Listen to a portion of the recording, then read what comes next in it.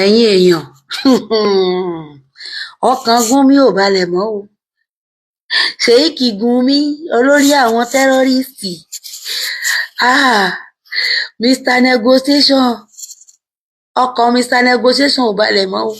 Sympathizer àwọn wá pè ẹ́ ní pé ìwọ lórí àwọn Boko Haram ó wá ní ó wá yarí ó wá ń bínú ó wá sọ wípé òun gbọ́ pé one of the top official ní Abuja ló fún òun ní information pé lára àwọn tí wọ́n ti máàkì tí wọ́n ti sàmì sí pé wọ́n máa pa lára wọn ni òun wà báyìí o, pé wọ́n ti fi orúkọ òun sí ara àwọn tán fẹ́ pa, wípé òun ló lórí ọ̀gá àwọn Boko Haram, wípé wọ́n ti ń tájẹ́ẹ̀tì òun, wọ́n fẹ́ pa òun báyìí. Ẹ dákun, ṣé kí wọ́n pa Gúnmi àbí wọ́n mọ́ pa?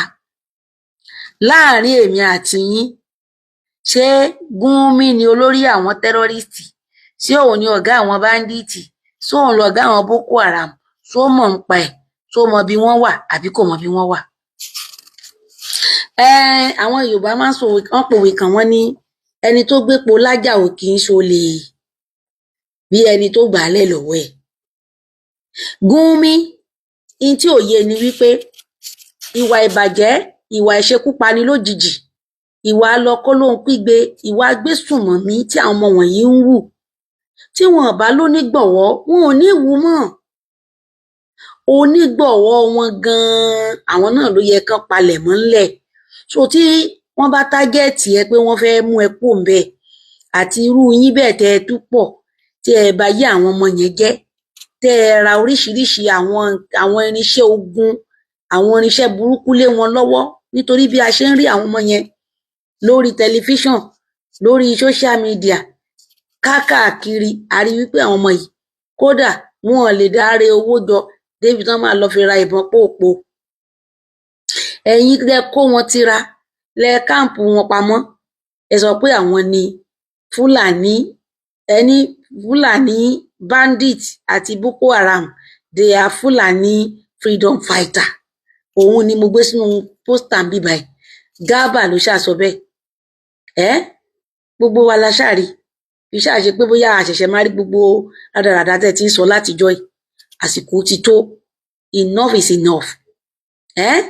And wọ́n tún wá ń sọ wípé àwọn ọmọ yìí wọ́n fẹ́ dá wọn lọ́wọ́ kọ́, and you came out on social media, on national TV itself. Ó sọ ń bẹ̀ wípé they going nowhere. They are part of us and we are part of them. And we are going to live together. Never, we can't live together.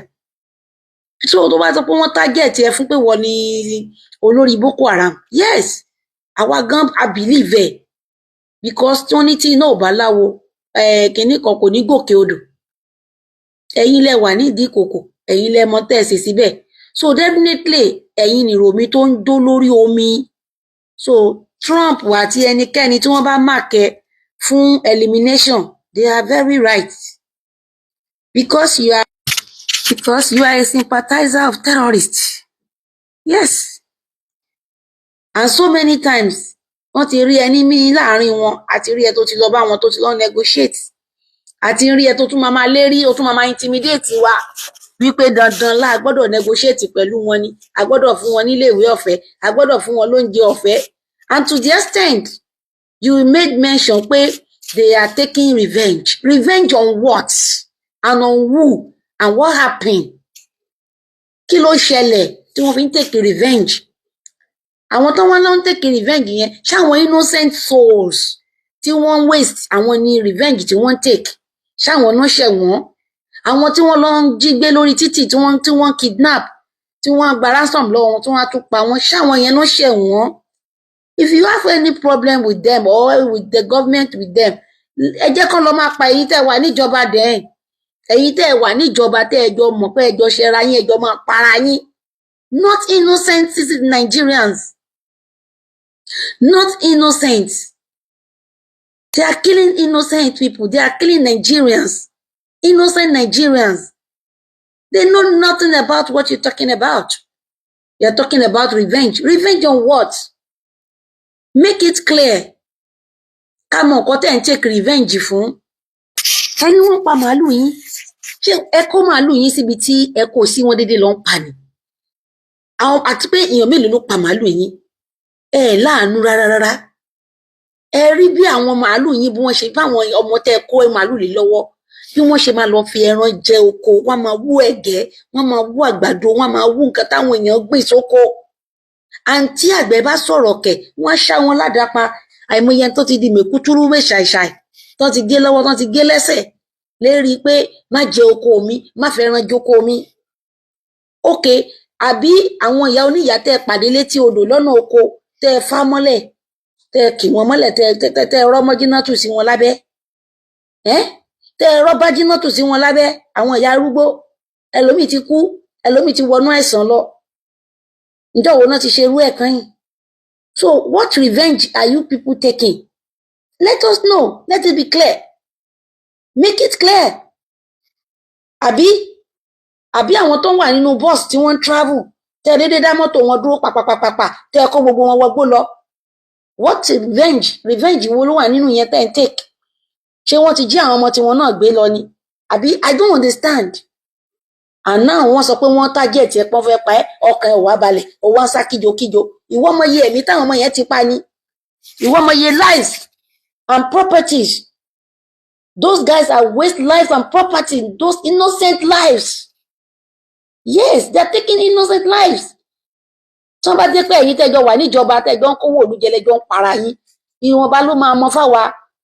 Bọ̀ àwọn ò bá yín jẹ gbì. Àmọ́ nǹkan tẹ́jọ dàpọ̀. And they are killing us. They are killing us. Bandit, Boko Haram, Meiti Allah, Icemen, ISWAP, all of you are terrorists. You are terrorizing Nigeria. We don't know you. We don't know you. Àmọ́ yín rí ìbúlẹ̀ ti wá. Ẹ padà sílùú yín. Ẹ lọ máa wà ẹranko yín nílùú bí tẹ́ ti wá. Àwa ò kì í ṣe ẹranko, a kì í pààyàn bẹ́yẹn. Ẹ̀yin politicians ṣe ti ráyé yín, gbogbo yín pátá ni mo gbàdúrà kí Trump fọwọ́ kàn kọ̀ọ̀kan. Gbogbo ẹ̀yin olórí kórì kó mú gbogbo yín lọ. Kó mú gbogbo yín la máa gbé ojú yín síta nú pépà. A máa gbójú yín sí àárín àwọn terrorist. A máa gbé Trump síbẹ̀ kó máa máàkì fèsì gbogbo yín. Wọ́n kó yín lẹ̀, including Mufti Ìwó. Mufti Ìwó is a terrorist too. Because gbogbo ìwà terrorist, ìwà ẹ̀hànnà ni. Ìwà ẹ̀hànnà, ìwà bíi kán pààyàn ni. Àti Saidi Òfòṣítù, a sì máa ráìtì UK embassy. You are a fanatic. You are a fanatic. Saidi Shittu is a fanatic. Ẹ máa jà lórí ẹ̀sìn. Ẹ jẹ́ kó ní kálukú ṣẹ̀sìn ẹ̀. A máa ṣe write petition against you, Saidi Shittu. Gbogbo wa la gbọ́dọ̀ gbà fúnra wa. Religion tolerance. Kí lẹ̀ ń pààyàn fún? Why are you killing people? Why killing people? Ọkàn ẹ̀ wá balẹ̀, wọ́n ń sá kíjokíjo, wọ́n fẹ́ pa ẹ́ o, wọ́n fẹ́ mú ẹ, wọ́n máa padà mú ẹ o, wọ́n máa padà pa ẹ́. Bẹ́ẹ̀ ni àwa fọwọ́ sí kán mú ẹ, kán pa ẹ́ dànù. Bóyá tán bá ti mú ẹ, kán pa ẹ́ dànù. Agbára Nàìjíríà tí ò ka ẹ yẹn láti arrest ẹ. Bóyá àwọn ọmọ ọlọ́mọ tẹ́ bá yé wọn jẹ́, bóyá yé wọn á dẹ̀ nítumọ̀. Àwọn ọmọ yẹn wọn ò mọ nǹkan kan, ẹ kàn kó bọn lé wọn lọ́wọ́, ẹ ra oríṣiríṣi. Ẹ ra irinṣẹ́ lé wọn lọ́wọ́, ẹ sọ wọ́n di irinṣẹ́ àṣetánì. Ẹni kan máa pààyàn kiri. Ẹni torí pé wọ́n ń jà fọ́lọ́run ni. Wọ́n ń ja ogun jihadist. So jihadist tí wọ́n ń jà yẹn o, tó bá ti wá kú láyé báyìí, wọ́n ń lọ bá 72 virgin lọ́run ni. Ẹ ti báyé wọn jẹ́ already. Wọ́n wá ní wọ́n máàkì wọ fún elimination. Wọ́n fẹ́ pa ẹ́ pé wọ́n ti sàmì sí ẹ lára. Ọkàn ẹ̀ wá balẹ̀, ó wá ń sá kíjo kiri. Gúnmi, ẹni ibi tí ń pọnmọ́ re balùwẹ̀ ni ẹ́. Wọ́n máa padà mú ẹ. Amẹ́ríkà ò nílé ẹ kó tó mú ẹ. Ó rí odidi president orílẹ̀-èdè. Ó mọ bí tó máa ṣe, ó mọ iye security tó máa wà tán ṣe máa secure ẹ̀ tó ni. Wọ́n wọnú gárígádá ẹ̀ lọ́wọ́ ṣe kí ni? Wọ́n lọ mú bí ṣíkìn ni. Wọ́n mú bí adìyẹ. Bọ́n ṣe máa mú ẹ, wọ́n mọ ibi tó wà. Tinubu bó ṣe wà yẹn, wọ́n mọ ibi tó ń sùn, wọ́n mọ bedroom ẹ. Kí ni? Amẹ́ríkà lẹ fi ń ṣeré. wọ́n á sọ àwọn kì í ṣe mistake, wọn kì í heart on nothing. tó bá máa heart báyìí wọ́n á ti survey everything. àwọn tó ní surveillance kìíní tó bá jìn gidi wọ́n á máa ti survey gbogbo ibi tẹ́ ẹ wà, wọ́n mọ ibi tẹ́ ẹ wọlé sí. tán bá fẹ́ mọ ibi tó wà wọ́n á track ẹ, wọ́n mọ ibi tó wọlé sí, wọ́n mọ ìgbà tó sùn, wọ́n mọ ìgbà tó jí. bó o sá lọ ẹgbẹ̀rún Samuel ò lè sá mọ́ lọ́n lọ́wọ́, wọ́n á wá ẹ. sátáláìtì wọn tó bá jìn wọ́n á fish ẹ out. nǹkan tó ti dáa fún yín láyé ni pé ẹ má ṣe burúkú. wọ́n ní ẹlẹ́ṣẹ̀ ń sá nígbà tí èèyàn kankan kò le. àwọn tán gbé ẹ tán gist ẹ pé wọ́n fẹ́ wá mú ẹ, irú ẹni yẹn gan tán bá mọ̀ gan yẹ kán jọ mú yín papọ̀, kán jọ clear yín ni. torí agbésùnmọ̀mí lòun náà máa jẹ́ tó jẹ́ informant láàrin ìjọba, láàrin iléeṣẹ́ ìjọba. ọ̀daràn ni gbogbo yín, ọ̀daràn mọ́ràn. bẹ́ẹ̀ ni tán bá ti rí ẹ kí wọ́n mú ẹ, kán gbé ẹ lọ tèfètèfè, àbí kí wọ́n yanjú ẹ kó lẹ̀. gbogbo àwọn tó jẹ́ sponsor terrorist nílẹ̀ yìí pátá, gbogbo yín ojú yín ó máa hàn síta, ọkàn yín ò ní balẹ̀, wọ́n máa palẹ̀ gbogbo yín mọ́ ni. ló ṣe máa jẹ́ nìyẹn. Wúnmi ọkàn rẹ ò balẹ̀, ọkàn rẹ ò ní balẹ̀ o. àwọn gbàdúrà kọkàn ẹ balẹ̀. wọ́n máa mú ẹ, wọ́n dẹ̀ máa gbé ẹ lọ, wọ́n máa yanjú ẹ. Nàìjíríà nísìnyí.